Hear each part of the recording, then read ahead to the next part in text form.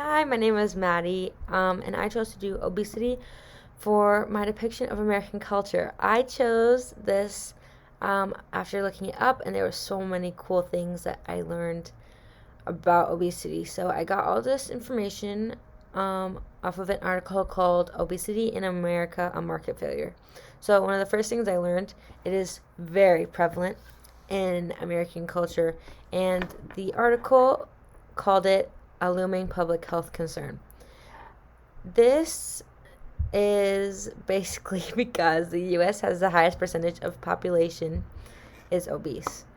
And a stat that they gave us was between 1998 and 2008, between those 10 years, obesity increased by 87.3%, which is huge, and definitely not in the right direction for our country. But what else I learned is that they perceive this as a market failure because many people don't think there's a huge importance of diet and exercise. One study stated, quote, lack of physical activity as the single most important cause of obesity, end quote. And I think that is so true because people can sit around all day, but at the end of the day, what they need is steps, they need physical activity, they need to get their body moving. And public health community is not succeeding in their large scale movement with this. Because this problem is bigger than alcohol, drugs, or tobacco. They want to have a market regulation, but having a restriction of products is very hard to ban, such as ingredients would be very difficult.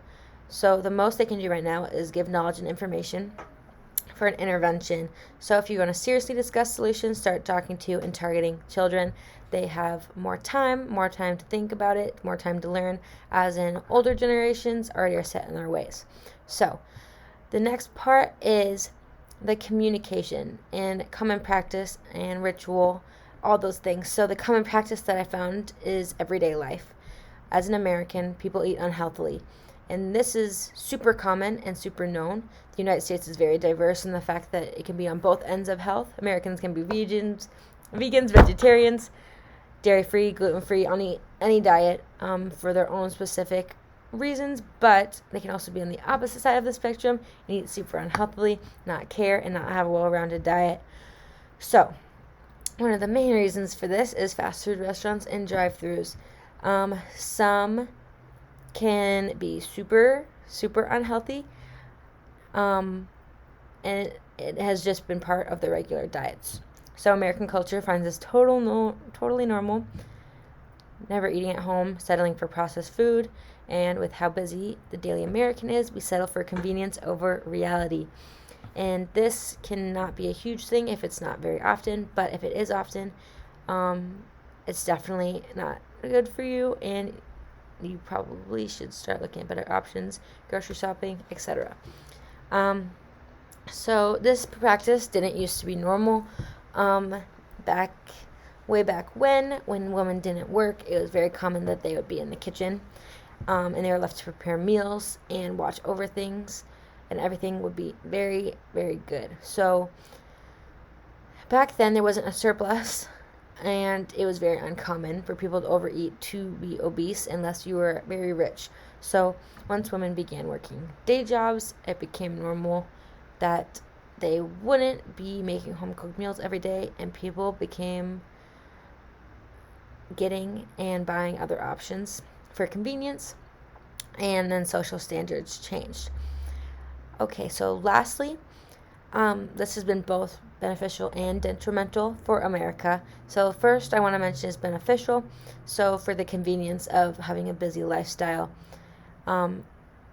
this can go both ways. But for the benefit, a lot of people very busy, have little time, and quick in and out, such as fast food restaurants, are very common and very helpful for the way they live.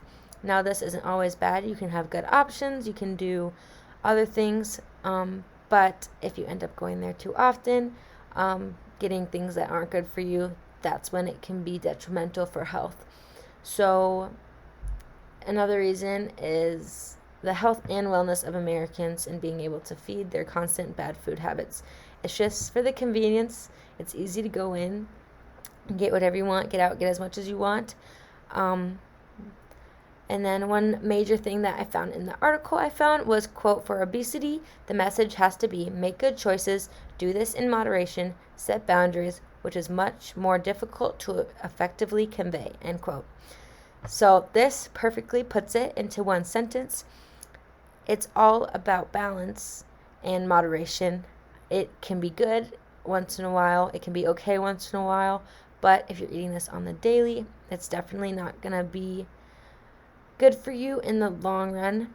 No matter if you are obese or not, it could make you obese, or it's just about your overall health and what you're putting in your body, because those things don't have quality, they have quantity. So that is everything that I learned from my article, and thank you so much for listening.